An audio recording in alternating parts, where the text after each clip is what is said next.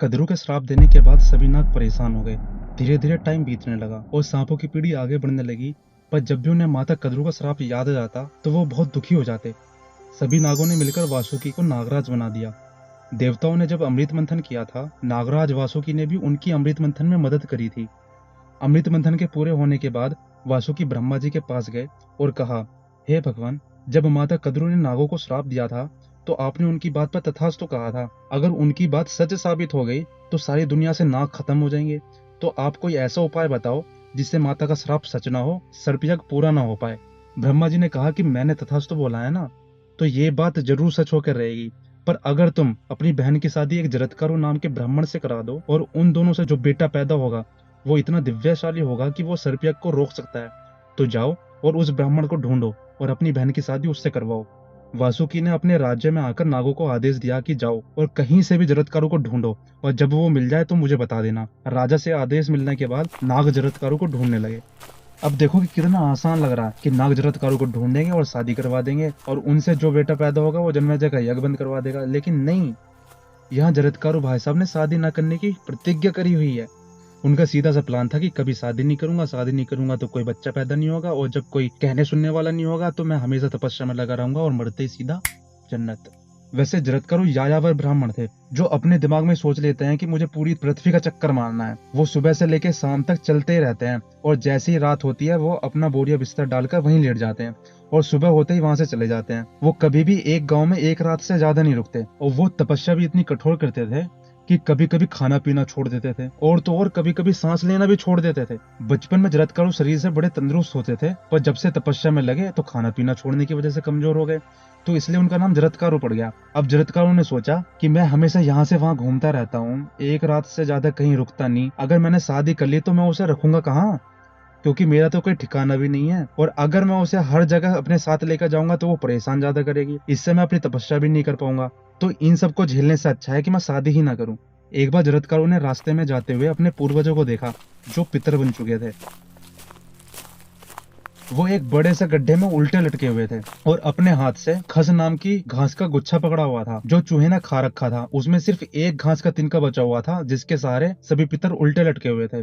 जरत्कारू पितरों के पास जाकर पूछते हैं कि ब्राह्मण, आप कौन है, मैंने आपको पहचाना नहीं और उल्टे होकर इस घास के टुकड़े को क्यों पकड़ा हुआ है। इस गड्ढे में रहने वाले चूहे ने ये सारी घास खा ली है, कुछ समय में जब ये इस टुकड़े को भी खा लेगा आप सिर के बल नीचे इस गड्ढे में गिर जाएंगे। मुझे बताओ कि आपको ऐसी सजा क्यों मिली हुई है। अगर मेरी जिंदगी भर की तपस्या से तुम्हें इससे छुटकारा मिल जाएगा तो मैं वो सब आपको देने के लिए तैयार हूँ। पितर कहते हैं कि बेटा, तुम बहुत अच्छे हो जो तुम अपनी तपस्या का पुण्य हमें देने के लिए तैयार हो गए हो, पर हमें उनकी जरूरत नहीं है क्योंकि अपने टाइम पे भी हमने बहुत तपस्या करी थी। पर थोड़ी सी प्रॉब्लम ये है कि हमारे वंश में अब सिर्फ एक ही बंदा बचा हुआ है जिसका नाम है जरत्कारू। वो हमेशा पूजा पाठ में तपस्या में लगा रहता है और उसने कभी शादी न करने की कसम खाई हुई है।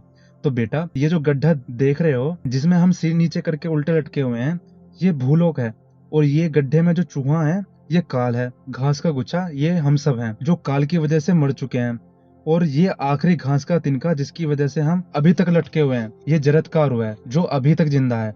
लेकिन काल आगे जाकर जरत्कारू को मार देगा, ये आखिरी तिनका भी टूट जाएगा और हम सब इस गड्ढे में गिर जाएंगे और जरत्कारू भी हमारे साथ इसमें गिर जाएगा क्योंकि हमारा वंश खत्म हो जाएगा और इस मृत्यु लोक में कोई भी हमारे वंश का दुआ अर्चना पूजा पाठ करने वाला बचेगा नहीं।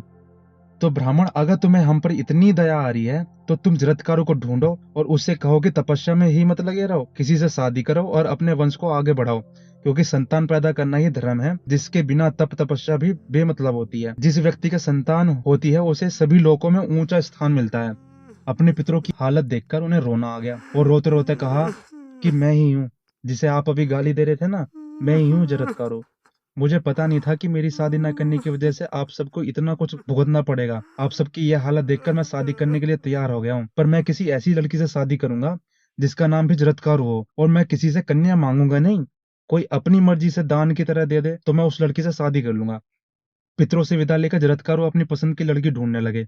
उन्होंने हर जगह तलाश कर ली पर उन्हें कहीं नहीं मिली।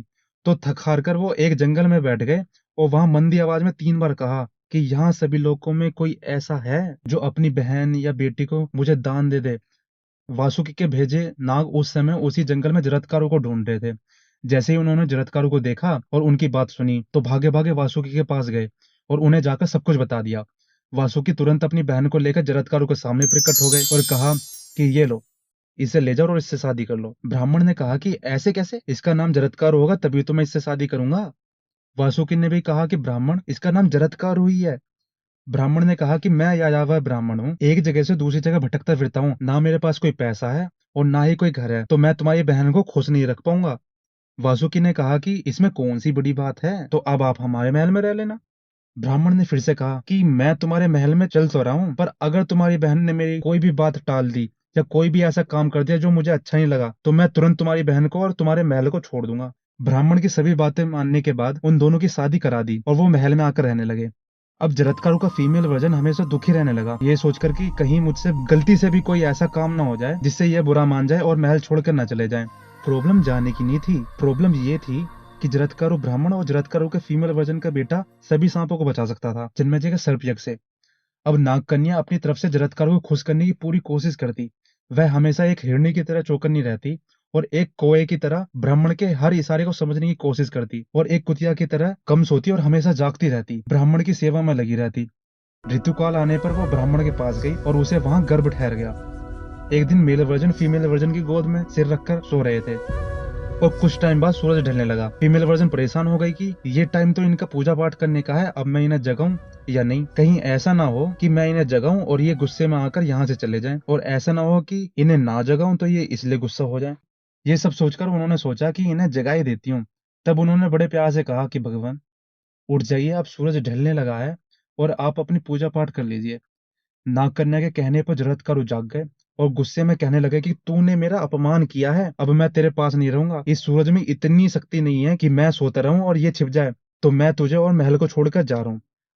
अब नागकन्या जरत्कारू ब्राह्मण के सामने रोने लगी और माफी मांगने लगी। कहती है कि अभी मत जाइए, अभी तो वो काम हुआ ही नहीं है जिस वजह से हमारी शादी हुई थी। आपका बेटा ही हम नागों को बचा सकता है, जब तक आपका बेटा पैदा ना हो जाए तब तक आप मत जाइए।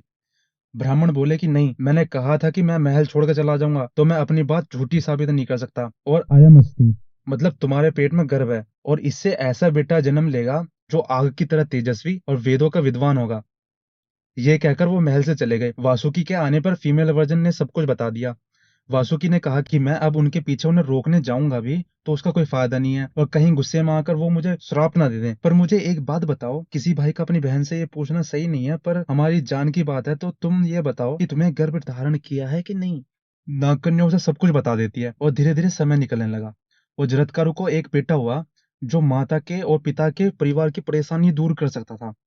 जब वो बालक माँ के पेट में था तो उसके पिता अस्ति कहकर चले गए थे, तो इसलिए उसका नाम आस्तिक हुआ। और आस्तिक ने आगे जाके जन्मेजय का सर्प यज्ञ बंद करवाया। वो यज्ञ कैसे बंद करवाया ये जानने के लिए आप मेरी दूसरी वीडियो देख सकते हैं, उसका लिंक मैं डिस्क्रिप्शन में डाल दूंगा। Thank you.